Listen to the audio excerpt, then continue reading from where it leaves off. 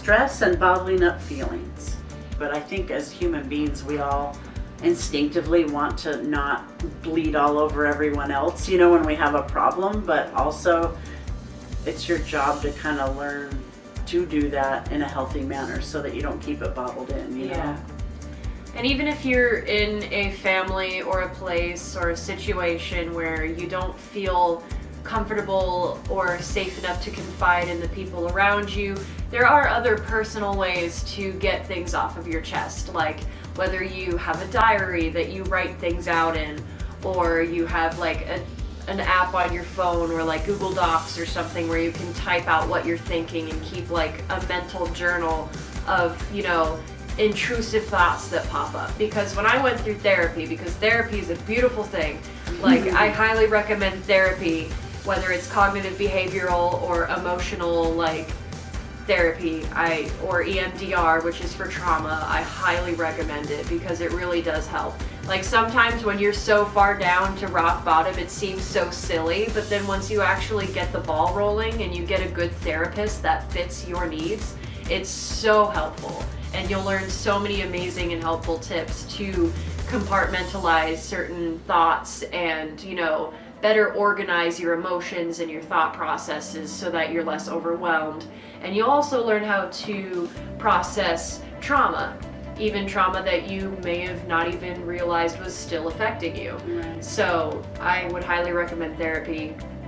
If you have, a comfortable family that's open to that sort of thing and you're, a minor, you could even ask your parents, like, hey, like, we should see if, we can get family counseling or family therapy, or if I could get therapy, like, see if there's any places nearby that my insurance covers where I could get some therapy, because I think I would really like to learn some cool tools on how to handle my emotions and stuff like that. Or, for some kids, unfortunately, their parents aren't so open to that, so you have to wait until you're old enough to do it on your own, which, would be 18. And there's also, if you have no access to that, any of that, there's also school counselors and, other people of authority that you trust at school or at church or at Boy Scouts or Girl Scouts. If there's a counselor there, talk to them. True, There's also hotlines all over the place, really good hotlines, like the suicide prevention hotline. It's not only for when you're on the edge, if you're just feeling down, call them. They're good at talking to you, and I don't think you have to give any information to them as far as your name, your age. They're just there to talk to you and make you feel better and give you some coping mechanisms, and that's free. Yeah. So even if, therapy is out of the question for you, you can always seek help in other similar places like counseling nearby, whether it's at school or at a church or a different place that you go often, or anything else that she said, like hotlines are always open as well. So there's always somewhere to seek advice if you need it. And what I was going to say before I branched off into the therapy topic was something that I learned from therapy was, writing down any thoughts that popped up into my head, because for some reason, and this might only just be for a certain few people, but it might not be for everyone, but sometimes when you type something out or write it down, it feels like you're saying it out loud to someone, kind of like you're venting, but instead of, having to trust someone to listen and understand, you're just kind of like venting, throwing it up onto a paper, or you're just getting it out. Or you don't even have to type it. Sometimes people do artistic interpretive drawings of what they're feeling. Like, I'm angry, so I'm gonna scribble this aggressive drawing on a paper. And then, you feel a little better after that because you're like, okay, I got it out. Or even, the classic screaming in a pillow. There are ways to get the emotions that are building up off of your chest without necessarily having to go to someone. Because I know for a lot of people, it's kind of intimidating to go up to someone and be like, hey, I have depression. Yeah. It's not hard. an easy thing to do because, people like to mask it and pretend they're okay because they don't want to be a burden to others, or they don't want to destroy any bridges they have between them and other people because they fear that their emotions will be too heavy for the bridge, So there are ways, if you're not ready to talk to someone you trust, that you can still get your emotions and your thoughts out, even in just a personal way that's only like private to you. Yeah. I would recommend in the future seeking help so that you can talk to another human being, whether that's someone in your family, a trusted friend, a counselor, a therapist, someone on the other end of the phone, whether it's like a hotline or a help service. Like, I would always recommend that when you are ready to talk to someone, because definitely, while you can get things out, like just in any way that I just described, like writing, screaming into a pillow, yada yada yada, it's temporary. You need to heal it. Exactly. You have to be able to process it and actually deal with it and move on. And the best way to do that, at least in my experience, is therapy. Having someone to listen and be like, yeah, I understand. Now, here's some tools you can use to process those feelings and then move on from them and get over them and then be healthy again. Yeah. So, like, when you're ready for that step, definitely go for it. But in the meantime, if you're stuck in a situation where you're not ready for that, then there are ways that you can get feelings off of your chest between just you, yourself, and, a paper or, Yeah. And again, if you can't get it to a counselor, then talk to someone you love and trust that will be your counselor for you when you get to that stage. Yeah. And as far as writing, reminds me of a good tip that I've always taught everyone that asks is, for example, someone I know has an estranged mom that they've hardly ever seen, and they're angry about it, and justifiably so. If someone in your family has abandoned you for any reason, or you feel like you've been abandoned, there's anger. Or if someone has done something to you and you've never got to get it out, there's going to be anger and depression and sadness. So instead of, keeping it in, write a letter to that person. Whoever it is that's offended you, write a long letter with every emotion, everything they did to you, how you feel, and you don't ever have to mail that letter. But write it out, get it out as if you're talking to that person, and you'll be amazed at how that unburdens you. And at least you have it somewhere, and you can either burn it or you can tuck it away, but it's out of you. It's not clogging up everything and poisoning you, and it helps so much.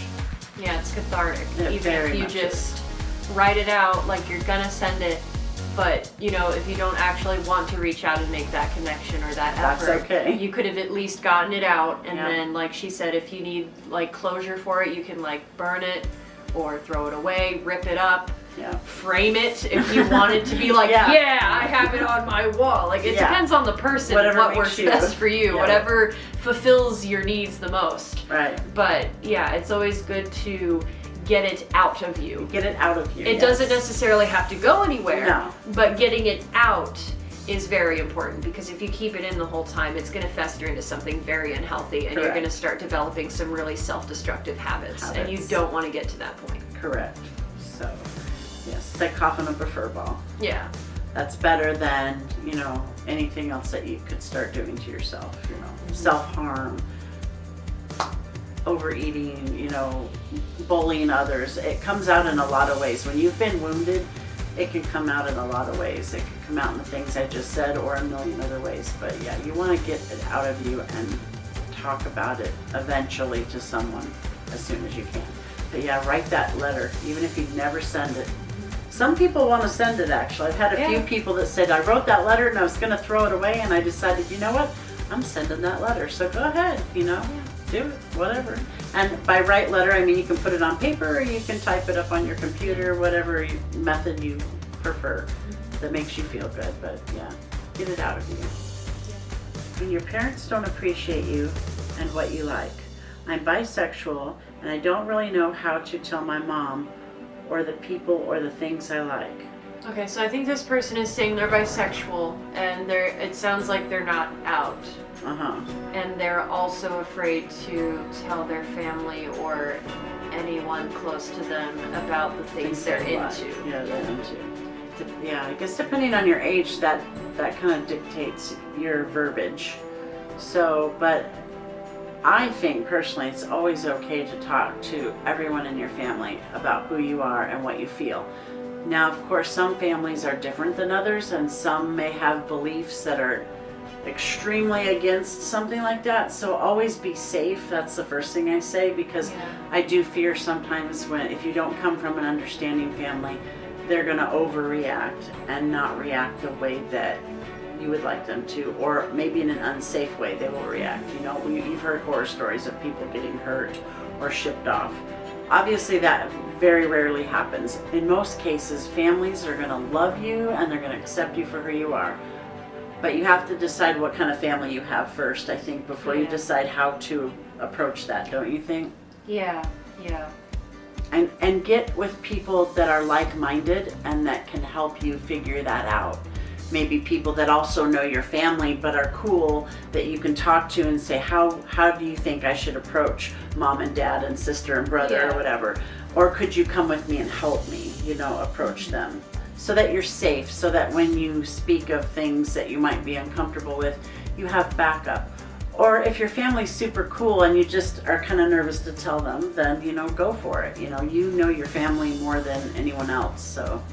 But don't be afraid to be who you are, and as far as things you like, if it's just hobbies and stuff, again, they should love you for who you are and what you like, so.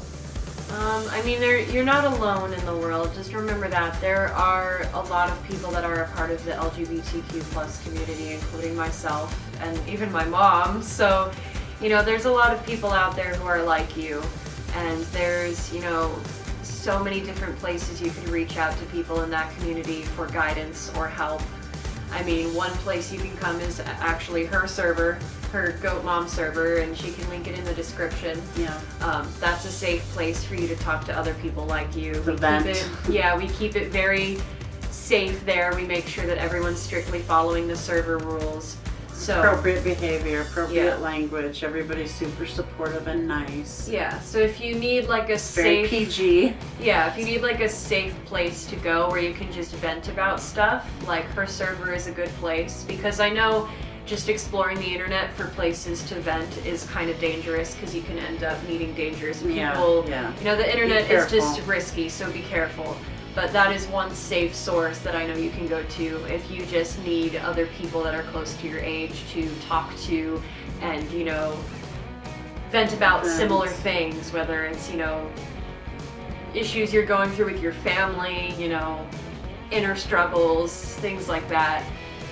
Everyone in that community lifts each other up. They share their artwork, their cosplays. They join the voice chat and show each other their projects on streams and stuff. Like, it's a really nice place. And we jump in there and talk to them. Yeah, sometimes we jump into voice chat or just in the general chats and say hi. So sometimes you'll get to talk to us for a little bit.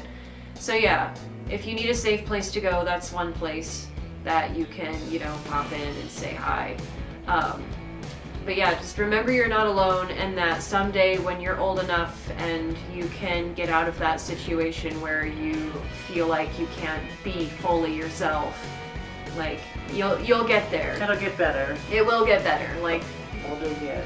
Yeah, because I know that when you're young and you're stuck under your parents' roof, it can be a little hard because you don't want to risk too much to the point where your parents legally still have control over you and can ship you off somewhere, or like that sort of thing can be scary. And again, it depends on each person's case, because for this person specifically and any other person, they're gonna know their families better than we can. So we can only give the most general advice, but you are the one who's going to have to make the ultimate decision based on how well you know your family and your intuition. Trust your intuition and your gut. So, follow your heart. I think it's very sad that kids have to hide who they are because they're afraid their families won't accept them for who they truly are. But just know that it will get better. And if, in the meantime, if you need somewhere to come that's safe, we always have our Discord server. She'll have the link in the description. And if you have friends that support you and that love you, talk to them too. Like, say hi, tell them, what you're going through if you trust them. Because I know also that people have friends, but not friends that are close enough that you really want to share that sort of stuff with. But and make friends in your real life that do support you. People should love you for who you are. And another thing I get all the time question is, how do I convince my parents that it's not a phase or it's not just a thing? Yeah. And I don't know what the percentage is, but it's pretty low percentage. I mean, sometimes kids jump on a bandwagon, and they're like, oh, and me too, and me too. And then 5 years later, they're like, oh, it was just a phase. But that takes away from the people that have already figured things out. So, whichever place you're in, Milo just ate shit. Buddy, trying to jump up onto the wall. Sorry. You guys are crazy. I wish we had a camera going in this room. We gotta start doing a second camera. Yeah, we need a cat cam. My cat will go crazy over this ball. Yeah, look at him. He's looking at it. Go get it. There you I go. wish I had memory. Oh, they're both going. Oh, it's a duel. They both made eye contact. They're like, oh, we just went after the same ball. Oh, they're like, Milo's like, I'll leave. out. I'm sorry, man. I'll just go. What happened? But whatever which group you're in, whether you're not sure if it's just kind of something you're thinking or if you're really sure about it, if it ends up being a phase or you're definite for sure, either thing is okay. You be you, do you, and know that even if you have people that are totally not understanding, it will get better because you will grow up, you will have your own life. Hang in there. I'm so sorry. Don't let people get you down. There's people to support you until you get to 18 and then you can do you. And the world is your oyster. Yeah. Hi. Are you having problems other than gas? Did you miss the wall, buddy? He was trying to jump up on this little ledge and he just went and slid down. I don't know what he was trying to accomplish. Are you okay? I think the decision to scale the wall was last minute, so he wasn't prepared. So he just kind of smacked into it, and then he had to do a pull up to get his he tried to pull lower himself half up. back up. It was like throwing a pancake against a wall and then watching the pancake try and pull itself up onto the ledge. Is it true, buddy? Did it happen? Oh, please don't point it at me. I'm not prepared. I'm not worthy. I hope the cannon's not loaded. Yeah, I don't have my mask on. I bet. I've had people think that at 9 they have to spill everything to their parents and unless it's going to affect your immediate life, you probably don't need to have that big of a talk right then unless it's affecting your emotion or your day. Sometimes they think, oh, I think I like chocolate. I need to go tell everyone I like chocolate. But then by 3 days later, you're like, I think I like vanilla. But mom's already mad and thrown out all the vanilla in the house. You know what I mean? You don't always pick how important it is to you at your age level of whether you want to tackle a big subject yet. And make sure you're for sure on it, Yeah. Because sometimes kids will say, oh, well, Sally did this. I'm going to go home and do this. And maybe it wasn't the right thing at that moment for that age or that family. And you created this huge thing you didn't need to create yet. You know what I mean? It's like 2 friends that I grew up with since junior high that were trans for a solid 3 years, and now they've decided to detransition and go back to their original birth-given pronouns. So it sometimes... And it happens. Yeah, I mean, again, depends on the person. Sometimes it truly is just a phase to cope with whatever they're going through. Sometimes it's just simply to dissociate from their original self for a while to, put on the identity of someone they're more comfortable in the skin of, which is perfectly fine. You'll go through a path of discovery as you grow up.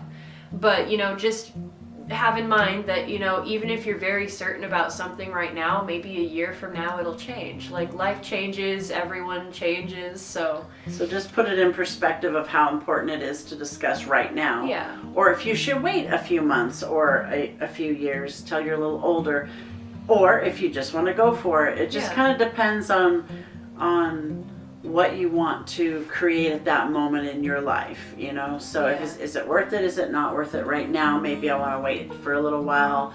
Maybe I need to do it right now. It just depends on your situation, your family, your age. Yeah. So again, go with your gut, trust your intuition. Yeah, exactly. There's different options. And just because also if you've stated something and you've had the big talk with your parents, and then 3 years later you decide, you know what, I was all wrong, I actually want to rewind and take it all back, that's okay too. Because like she said, everyone's on a journey. Because you love something today or think something today doesn't mean you might love or think that in 5 years. So you just don't know until you get there. So don't beat yourself up for thinking you were wrong. Be like, oh, why did I do that? It's fine. You know, like everyone changes who they are and what they feel, and it's okay to do that. Yeah. As long as you're not hurting anyone in the process.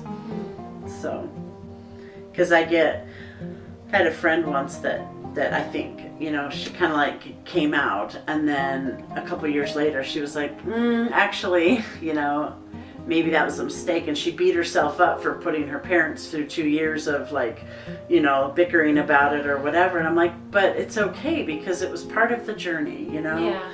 And maybe she didn't, you know, what if she hadn't gone back, you know, then they would have been prepared. So it doesn't matter if you change your mind or your heart changes or whatever, you know. And I'm not saying that sometimes people are 100% sure and it stays the whole time. That's okay too. Like there's no wrong answer when it comes to who you are and what you feel like. So that's okay as long as you're not harming others or creating conflict on purpose or dragging people down on purpose. Or insulting others on your journey. So always be pure of heart and thought and be kind to others because that's what you would want. Not sure if this has been covered yet, but the subject of anxiety, of being lonely, would be a subject I would appreciate to be covered. Anxiety of being lonely. I get that. Yeah, me too. Especially right now during the pandemic, I've drifted a lot of away from a lot of my close friends. So I understand that because when you don't have in-person connection with, you know, certain friendships, they just kind of fade.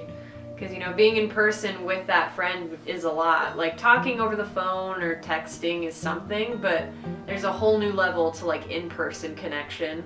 And with the pandemic happening right now, I completely understand how it feels to be lonely or fear that you'll lose all of your friends because everyone's kind of forced to kind of just grow up on their own right now because it's too dangerous to grow up together and hang out. So yeah, but you know, FaceTiming with your friends, or like sometimes me and my 2 close friends at the time would FaceTime each other but do a sleepover where we would literally pass out with our FaceTime still open together because it felt more like we were in the same room. Like we would do Pictionary over the phone, or we would play online games together. Like you can play Among Us together, or there's this party pack of games on Steam called Jackbox. And there's so like 3 different packs, I think, but they're all so fun. And it's actually a pretty decent price. It's like around, depending on the pack, I think the highest one is like $20, but it comes with several games that everyone can join on with their phone. And it's so fun to play. So there's a lot of ways that you can still hang out with your friends digitally without it just being texting or calling each other. Because, you know, after you do that so many times, it's not as fulfilling or fun. So it might take some getting creative, but there are ways that you can still have fun with your friends even when they're not, you know, next to you, having in-person sleepovers. FaceTime while you watch a movie. You both watch the same movie. Yeah, press play at the same time, watch a Netflix series together. We do that all the time. Yeah. Draw together, but with your phones, like, you know, FaceTime while you're both drawing at your own houses or whatever. Yeah. They may also mean maybe they just don't have a lot of friends and they're just lonely in life. Yeah. And I get that. That's a lot of anxiety that I've had. Like, what if, you know, I'm alone, like, someday? Because, you know, my parents are old. They're passing away. My kids are growing up. So I get anxiety of being alone, you know. But it's part of the journey, and learn to love yourself and learn to appreciate your alone time. Because it is kind of neat to get to know yourself, too. So consider it a gift and get to know yourself and use that time period to grow and learn things. And it's going to be temporary because the world's full of a lot of people, so you won't be alone forever. You know, someone will pass through your life again. It always happens. So enjoy the alone time when you can, I guess. Yeah, because it mean, right now during a pandemic, it's hard to just kind of go out in the world and make friends unless you're, you know, like at school, which even then you should be doing your best to stay away from people. But, and again, the internet is kind of a risky place to meet Yeah, be people. careful on the internet. Yeah, but again, I'll direct you to her server. Yeah, a lot of really nice people there. Yeah, if you need just, you know, even a small friendly community to join where you can just pop in whenever you want. And they're all Don't feel around the world. obligated, Yeah, but you can just pop in when you want to say hi, you know, start getting to know some of the people on the server. They're all very nice, all very talented, very sweet and understanding. They're good listeners and they're good supporters. And they're from all over the world, so no matter what time you pop on, because I can't sleep sometimes, so I'll pop on at like 3 a.m. Arizona and time. The people in England will be awake. Yeah, and the they'll be people like, in hey. England are like, good morning, and I'm like, hell yeah. You know, our opposite, I'll get up really early, like 8 a.m., and they'll be like, hey, I'm just home from school or work or whatever, and people will be on there talking, and there's really good people, so yeah. So if you need a temporary or a quick fix, her Discord server is always open, and that's a good place to kind of, you know, reach out, make some connections, and have a safe place to vent if you want. Yeah, and like, let's say you're a kid and your parents take the internet away from you, so you can't even do that. Then find things that bring you joy while you are alone, so your anxiety level isn't too high. You know, do things that make you feel good. Listen to music, draw a picture, brush your dog or your cat, you know, things that actually calm your brain down, stuff like that. Repetitive things calm your brain down, so bring that anxiety level down. Drink something that you love to drink or sip on, like warm tea or, you know, whatever, cocoa. You know, do things to bring that anxiety level down. Hold your favorite stuffed animal, pet your cat, make toys for your cats, you know, write a book, color a picture. Take some pictures of trees. Something I like to do whenever I want to escape from reality is just write a short story about something. Even if you just look at an object in the room and write a short story based around that object, it kind of gives your brain something to think about. And you'll be surprised. Maybe you'll be inspired to write a whole novel just based on that short novella you just wrote. Yeah. But like, your brain can be capable of a lot of things. There's like a quote that says something about like boredom is the gateway to creativity or something. So like, if you're bored and you're alone and you need to give your brain something to do, like challenge yourself to write a story on an object or a concept or like a color. Like, or, you know, challenge your brain to do something that's creative and enriching for you to think about. Or, you know, do something simple, like read a book, or, you know, just birdwatch for a while. Books are great. They take you to a whole new world. You can go They anywhere. really do. Books are really cool, which is why I like that there are so many short stories in the Fazbear Fright series, because each story is like, it's the same universe, but it's such a different vibe. Yeah. So, like, it takes you to a different spot in the Scott world. Yeah, exactly. So it's kind of neat. perspective.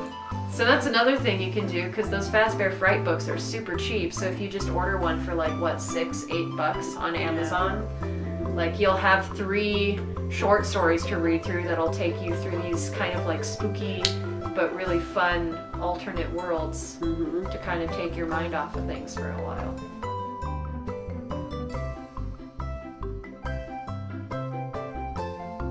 As far as objects go, taking on a life of their own, look at Fred the Banana. Yeah. He's a legend now, and he was just a banana in a video until he got thrown to his death, and then it created this whole movement of, you know, poor Fred.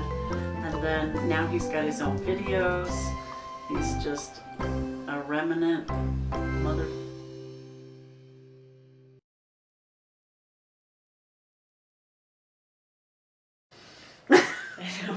There you go. He's just living his best banana life.